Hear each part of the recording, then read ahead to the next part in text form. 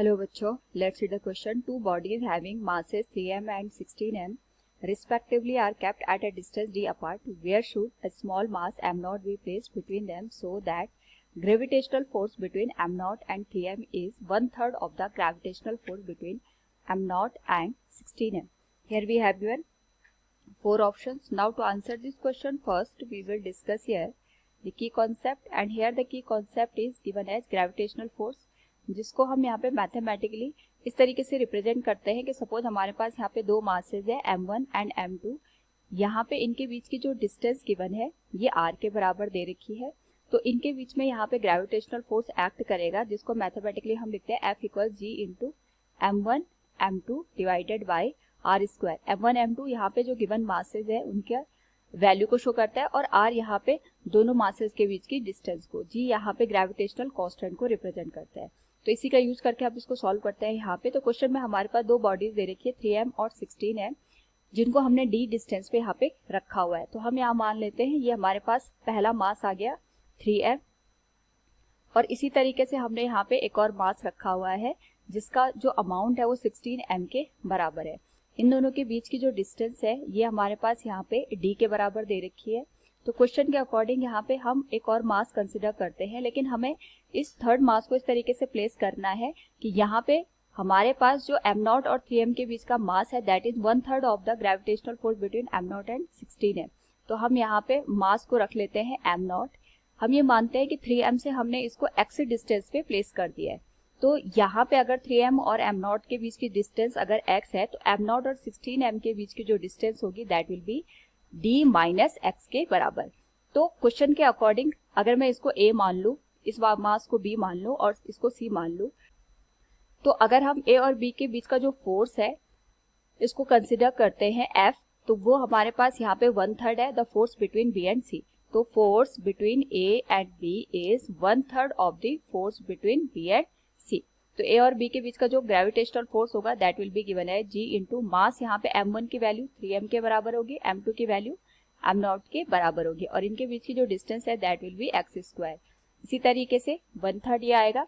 b और c के बीच की जो यहाँ पे हमारे पास फोर्स की वैल्यू होगी that will B g into जो हमारे पास मास है, फर्स्ट मास यहाँ पे m0 के बराबर आएगा और सेकेंड मास यहाँ पे 16m के बराबर आएगा, and this will be given as d minus x का होल स्क्वायर. इस पर्टिकुलर केस में सिमिलर टर्म को हम कैंसिल करेंगे, g से g कैंसिल हो जाएगा, m0 से m0 कैंसिल हो जाएगा, m से m कैंसिल हो जाएगा, और यहाँ पे अगर हम होल वैल्यू को रिप्रेजेंट करें तो हमारे पास वैल्यू बनेगी 9 divided by x square equals 16 divided by d minus x का होल स्क्वायर. क्योंकि हमें x की वैल्यू यहाँ पे फाइंड आउट करनी है, हम इसको रीअरेंज कर लेंगे यहाँ पे. तो this will be given as x divided by d minus x का होल स्क्वायर. ये हमारे पास यहाँ पे वैल्यू आ जाएगी, एंड अगर हम यहाँ पे वैल्यू को देखें 3 3 जा 9 हमने यहाँ पे लिख लिया, दिस इज 16, तो हमारे पास जो वैल्यू आएगी दैट विल बी 9/16 के बराबर. Now according to the question यहाँ पे हमें x की वैल्यू फाइंड आउट करनी है, तो इस पर्टिकुलर केस में हम दोनों साइड का स्क्वायर रूट कर लेते हैं. तो वैल्यू आ जाएगी x divided by d minus x will be given as, दोनों साइड का अगर हम स्क्वायर रूट करेंगे this will become plus minus 3/4. तो एक बार हम वैल्यू प्लस लेंगे, दूसरी बार हम वैल्यू माइनस लेंगे, this will become x divided by d minus x equals 3/4. तो वैल्यू बनेगी 4x equals 3d minus 3x. Total value हम लिख सकते हैं 7x इक्वल्स 3d.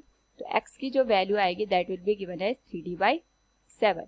इसी तरीके से हम यहाँ पे अगर x divided by d minus x की वैल्यू लिखें तो ये आ जाएगा माइनस 3/4. तो वैल्यू आ जाएगी 4x minus equals minus 3d, minus minus का प्लस हो जाएगा, this will become plus 3x. यहाँ से अगर हम x की वैल्यू कैलकुलेट करें this will become minus of 3d.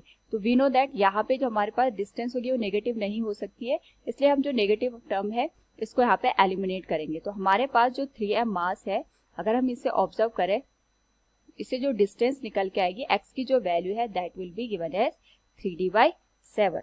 So from the given question अगर हम यहाँ पे बात करें तो क्वेश्चन में जितने भी ऑप्शन हमारे पास गिवन है उसके अकॉर्डिंग अगर हम ये चाहते हैं कि हमारे पास जो m0 है इस पे जो फोर्स लग रहा है 3m के through that will become 1/3 of the force between m0 and 16m। तो हमारे पास जो डिस्टेंस होनी चाहिए that will be 3d/7 from mass 3m। So we can say option B is the right one. Hope all you understood it. Thank you and best of luck.